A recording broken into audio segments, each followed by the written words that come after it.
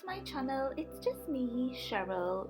So this is probably a little bit of a different video that's been put on my channel in the past. I haven't actually been active on this channel for quite a while and needed a bit of time out, and I was concentrating on doing something else. I've needed like another time out from everything in life, you know, when things are just getting a little bit too much, and gardening is very therapeutic. My garden is in a bit of a mess. It needs a really good tidy up. I have plans for the garden. I would like to grow some vegetables. I want some raised beds for my vegetables. There's just a couple of things that I want to do in the garden, and I thought, with it being such a nice sunny day, the first thing that I would do would be to repaint the shed. The shed's not looking that great. The roof needs fix, it's leaking a bit. Obviously, as you would have seen by the sides of the shed, it just needs like a really good lick of paint. I had some leftover paint from the last time that I painted the shed, and it was a run sale paint in the colour slate.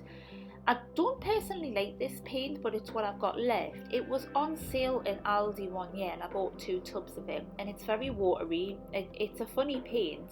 It soaks into the wood. I don't know if that's just wood in general soaking up the paint, but yeah, it's a little bit of a pain, but it goes a long way. My oldest son Frankie decided that he would help me.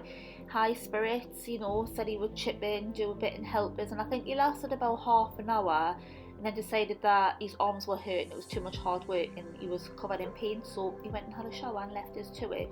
But like I said, gardening is really therapeutic, so I really didn't mind just being by myself and just painting away. I did get it all over the floor, I must admit. Did start using some sort of a ground sheet, and then that totally went out of the window and there was just bits of paint everywhere, but I can clean that off later. I'm sure I'll get something to get it off. Another 2 little helpers of mine are my 2 little poochies. This is Axel. He loves to just sit and sunbathe in the sun. Look at his little face, man. And then we've got Arlo. He's not as fussed about the sun, and the poor little thing, he's got a horrible little ear infection at the moment, but he's still plodding along. He likes to lie in the shade. And then this is what my shed's looking like after it's been painted. If you would have seen at the beginning of the video, you would have noticed that it was just awful rubbish. I've got this gorgeous love heart wreath thing that I got from Home Bargains last year for £10. I really need to take that tag off, but oh, I just love it.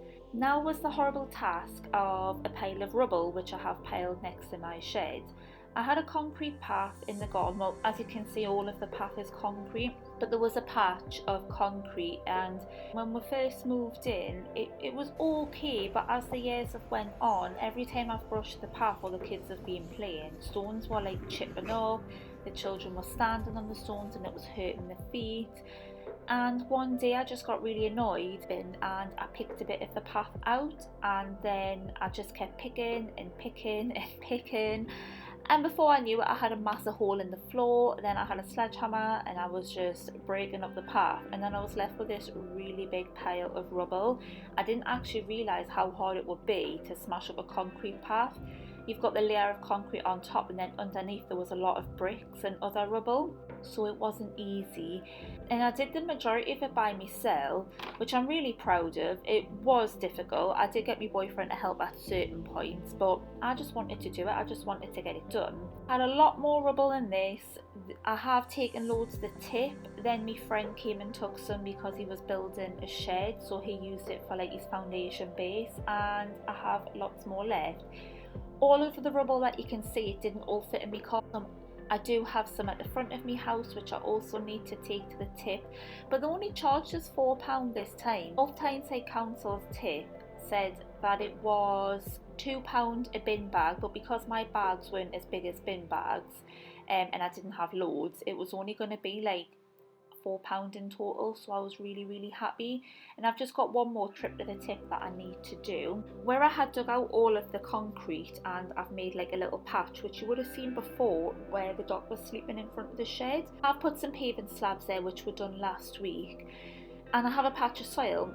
I've sprinkled some grass seed over because initially I was going to just have like a bit of grass, but the grass seed's not growing, and I don't know if it's because either the birds have eaten it because I sprinkled it on top of the soil, either it's old grass seed because I bought it a year ago and it's dried out. I don't even know if that's possible, but it's just not growing.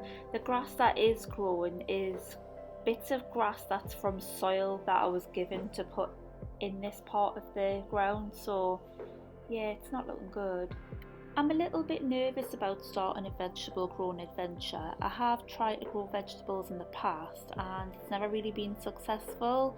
Strawberries I've grown and tomatoes, but I've never really put a lot of effort into it, and now I'm sharing my journey on social media, so I'm a little bit nervous about it, but I'm also excited at the same time.